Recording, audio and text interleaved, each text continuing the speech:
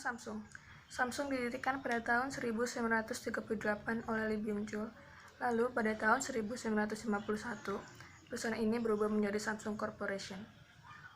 Samsung merupakan salah satu perusahaan terbesar di dunia dengan 58 perusahaan dan 208.000 pekerja. Saat ini Samsung memiliki 6 sektor bisnis, yaitu telekomunikasi, alat rumah tangga digital,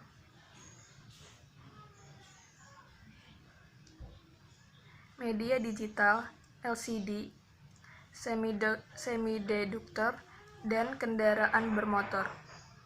Visi Samsung yaitu untuk mematuhi undang-undang dan peraturan lokal serta menetapkan kode etik global yang ketat kepada semua karyawan.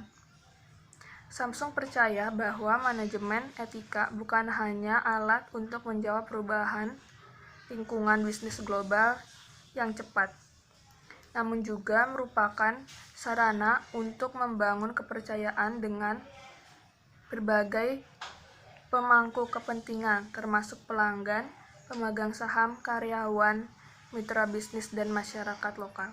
Segmentasi pasar produk Samsung.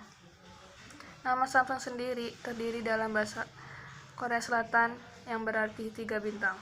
3 berarti besar, banyak, dan powerful, sedangkan bintang diartikan sebagai keabadian. Secara internasional, orang mengasosiasikan nama dengan elektronik, teknologi informasi, dan pengembangan. Segmentasi geografik.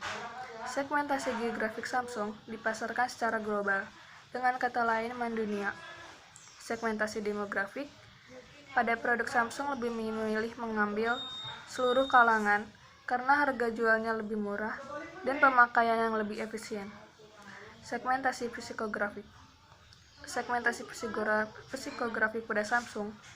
Dengan kemudahannya, banyak remaja dan dewasa menginginkannya karena Samsung lebih murah dan spesifikasi yang bagus. Segmentasi tingkah laku.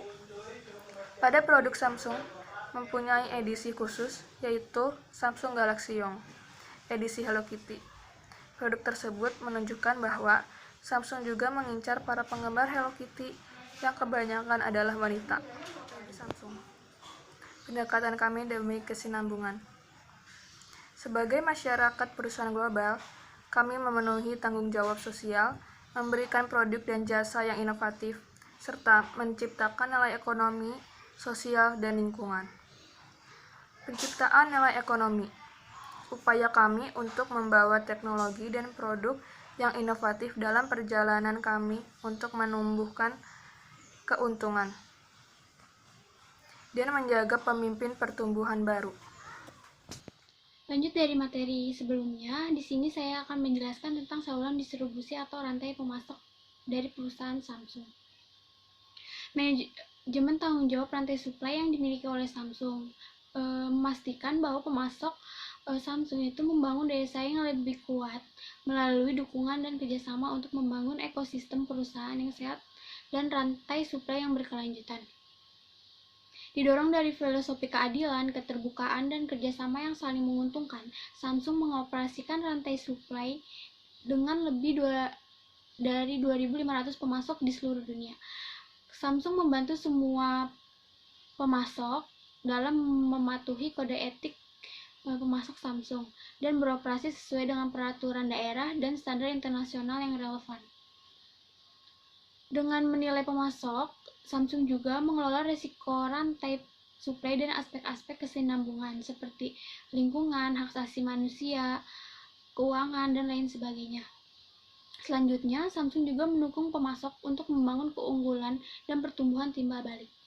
Samsung juga memiliki strategi dan 5 kriteria rantai pemasok. Yang pertama itu ada daya saing harga, yang kedua ada kapasitas sumber daya manusia, yang ketiga ada pengadaan tempat waktu, yang keempat ada respon terhadap resiko, dan yang kelima ada daya saing pemasok.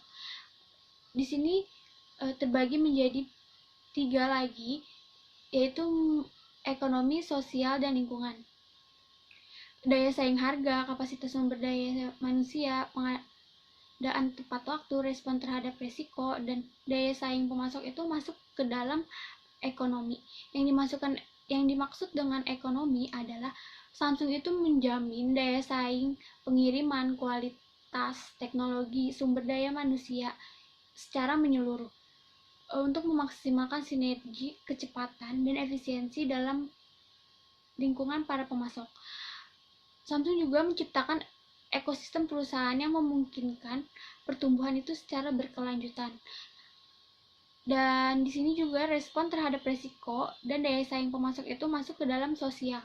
Sosial itu dimaksudkan seperti Samsung itu meminta agar standar dan peraturan internasional dipatuhi dalam bidang pengelolaan hak asasi manusia, lingkungan kerja, etika, dan masalah mineral konflik dalam tujuan untuk membangun sistem pertanggungjawaban pengelolaan terbuka dan transparan yang melibatkan semua pemangku kepentingan dari sepanjang rantai suplai.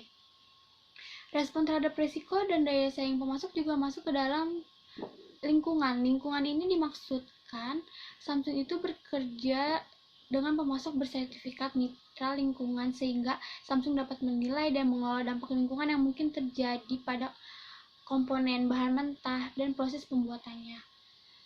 Di sini juga saya akan membahas produk-produk Samsung. Samsung itu dikenal dengan produk-produk elektroniknya.